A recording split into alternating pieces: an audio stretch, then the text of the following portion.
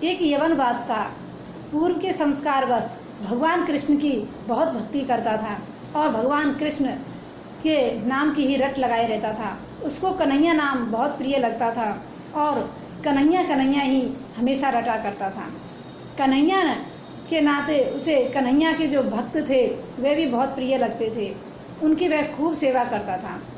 एक दिन जब ये बादशाह की जो भक्ति है, जो प्रसिद्धि इसकी फैली, तो एक ब्राह्मण ने एक नकली चिट्ठी लिखी। उस चिट्ठी में लिखा था कि कन्या के विवाह के लिए 1000 रुपये की ज़रूरत है और उसमें कन्हैया का ही हस्ताक्षर कर दिया। और उस चिट्ठी को लेकर जब बादशाह के दरबार में गए तो वहाँ बादशाह ने जब वह चिट्ठी पढ़ी तो उसमें लिखा था कि 1000 रुपये दिए जाएं। जब वजीर को कहा कि जाइए वजीर साहब, हमारे कोष में से इसको 1000 रुपये दे दीजिए, तो वह वजीर जो है ब्राह्मण को ले जाकर कहीं दूर बिठाकर आते हैं और वापस आकर बादशाह जी से कहते हैं कि आप ये क्या कर रहे हैं? अरे ये जो चिट्ठी है फर्जी है, भला कन्हैया को धनमाल की क्या कमी, उनके पास तो बहुत धन है, वो हमसे क्यों मांगेंगे? कहा तो बादशाह कहते हैं कि हमें पता है कि ये फर्जी चिट्ठी है, लेकिन एक ना एक दिन सच्ची चिट्ठी भी उनकी आएगी, ये भी सही है। क्योंकि भगवान की भक्ति करने वाले यदि दूसरों की सहायता ना करें तो फिर हम काहे के भक्त। यदि ये आया है तो कुछ ना कुछ उम्मीद लेकर ही आया है।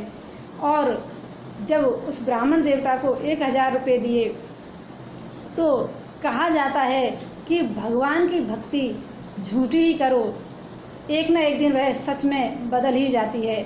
लेकिन हम यदि भक्ति करना ही नहीं चाहते, हमारे मन में भक्ति की इच्छा ही नहीं है, तो हम कैसे भक्ति करेंगे? कई लोग कह देते हैं कि भगवान नाम जपाएगा जब जप लेंगे।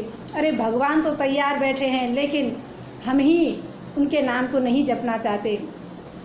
इसलिए हमें पहले एक कदम बढ़ाना होगा भक्ति की ओर, तो आगे तो भगवान स्वयं ही संभाल लेते हैं।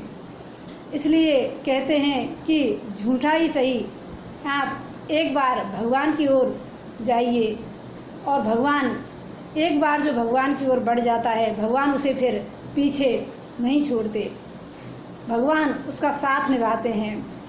क्योंकि कहते हैं कि एक कलाकार जब एक्टिंग करता है तो वह भी नकली एक्टिंग करके पूरे संसार को मोहित कर लेता है अपनी एक्टिंग से।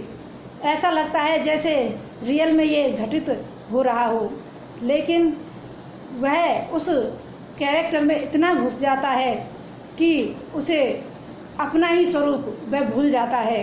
यदि वह ऐसा नहीं करेगा तो सामने वाले को, देखने वाले को उसमें मज़ा नहीं आएगा। तो ऐसे ही भगवान की भक्ति है, एक न एक दिन हम भी जब भक्ति करेंगे तो धीरे धीरे वह झूठी भक्ति भी सच्ची हो जाएगी।